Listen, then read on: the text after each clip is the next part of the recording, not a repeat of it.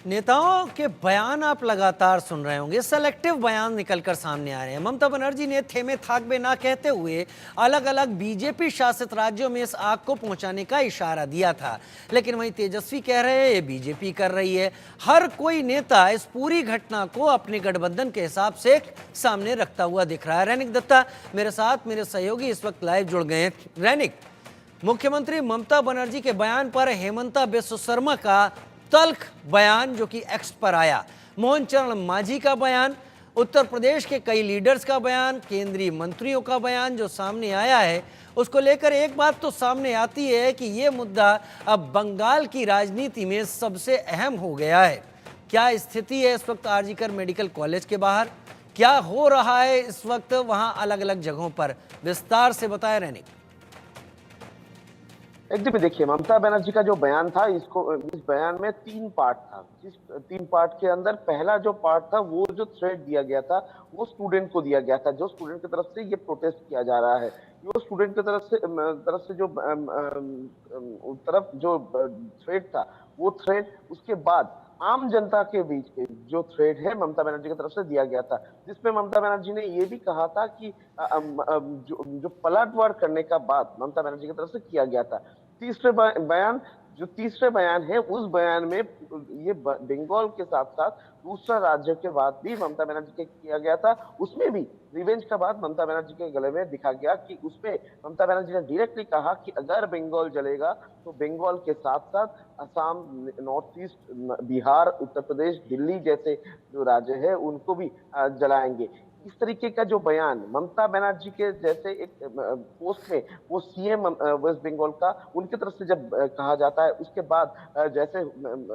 सोचा जा रहा था वैसा ही हुआ कि जो भी राज्य है उनका जो सीएम है, जो केंद्रीय मंत्री है, उनकी तरफ से लगातार ममता बनर्जी को हिट किया जा रहा है। मगर दूसरी तरफ अगर देखा जाए, कल ममता बनर्जी की तरफ से और एक पोस्ट किया गया है, जिस पोस्ट में ममता बनर्जी की तरफ से ये जो तीनों बयान दिया गया था,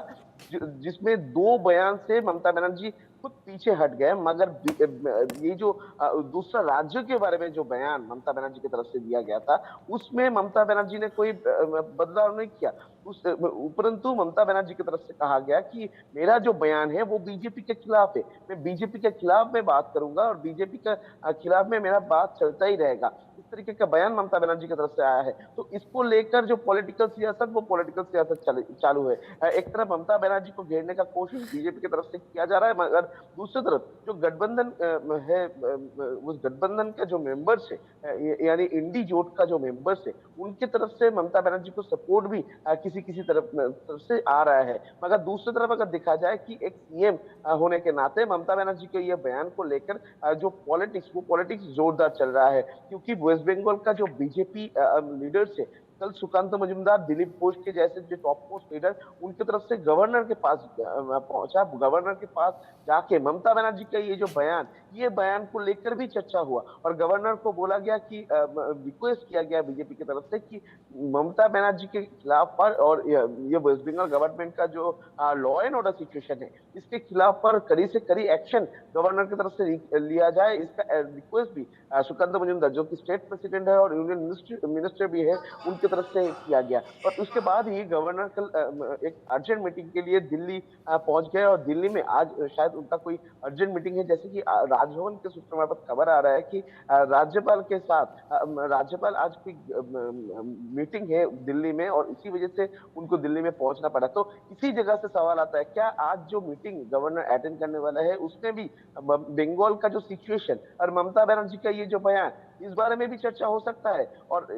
सबसे ज्यादा नजर रहेगा कि बीजेपी की तरफ से इसको लेकर जिस तरीके से एक्शन मोड में है बीजेपी, कह सकते हैं, क्योंकि नेशन वाइड जिस तरीके से प्रोटेस्ट ममता बनर्जी के खिलाफ में आ रहा है, सोशल मीडिया में पोस्ट ममता बनर्जी के इस बयान के खिलाफ पे आ रहा है, और उसके साथ साथ बंगाल बीजेपी के जो लीडर्स है उनकी तरफ से जिस तरीके से आक्रमण ममता बनर्जी के ऊपर किया जा रहा है, तो इसमें साफ साफ है कि आरजीकर मेडिकल कॉलेज के ही इंसिडेंट को लेकर फिर से एक बार ममता बनर्जी का ये बयान को सामने रखते हुए जो टीएमसी और बीजेपी के बीच में जो लड़ाई, जो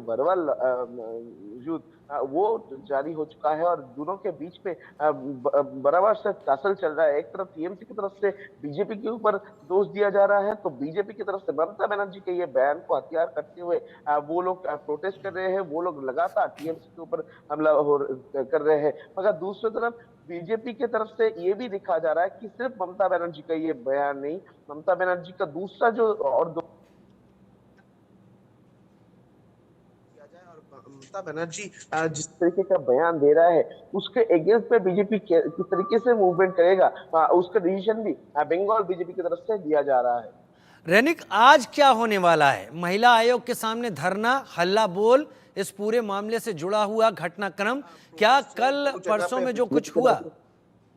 रैनिक आज का बताएं। देखिए, बीजेपी की तरफ से आज भी 2 जगह में प्रोटेस्ट हो रहा है। कोलकाता हाई कोर्ट के ऑर्डर के मुताबिक बीजेपी की तरफ से 7 दिन का धरना चल रहा है। एस्प्लेनेड में धरना कर्मसूची बीजेपी की तरफ से किया जा रहा है। दूसरी तरफ आज बीजेपी की तरफ से ममता बनर्जी के खिलाफ या बंगाल का जो महिला सुरक्षा है, ये सुरक्षा के ऊपर जो सवाल आता है, इसको लेकर आज बीजेपी रास्ते में आएंगे। बीजेपी की तरफ से दोपहर 2 बजे पश्चिम बंगाल का जो महिला कमीशन है, महिला कमीशन का